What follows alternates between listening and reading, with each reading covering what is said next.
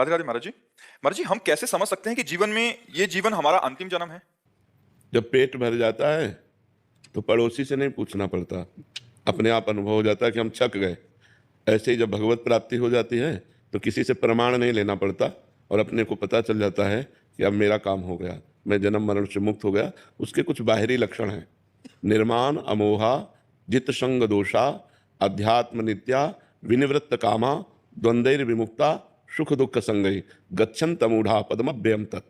वो अव्यय परम पद को जो प्राप्त हो गया है उसकी स्थिति होती है, वो मान रहित होता है, उसमें मान का लेश भी नहीं रहता। निर्माण अमोहा, वो मोह रहित हो जाता है। जित संग दोषा, किसी भी विषय वस्तु व्यक्ति स्थान का उसके ऊपर कोई प्रभाव नहीं पड़ता, वो समस्त दोषों पर विजय प्राप्त किए होता है। जित संग दोषा, अध्यात्म नित्या, वो आत्मस्वरूप में स्थित रहता है। जो आत्मस्वरूप में स्थित रहता है, नहीं स्वात्मा रामम विषय मृग तृष्णाम भ्रमयति, आत्मा राम पुरुष कभी विषय मृग तृष्णा में भ्रमित नहीं होता, वो अपनी आत्म स्थिति में स्थित रहता है। विनिवृत्त कामा, उसकी समस्त कामनाएं शांत हो जाती हैं, कोई कामना नहीं रहती है। द्वंद्वैर विमुक्ता, वो सुख दुख, मान अपमान, लाभ हानि, जय पराजय, निंदा स्तुति में समान रहता है। ऐसा ज्ञानी महापुरुष परम पद का अधिकारी होता है। अमूढ़ माने ज्ञानी, ऐसा ज्ञानी महापुरुष परम पद का जो इस स्थिति को प्राप्त हो गया है, उसका आखिरी जन्म है।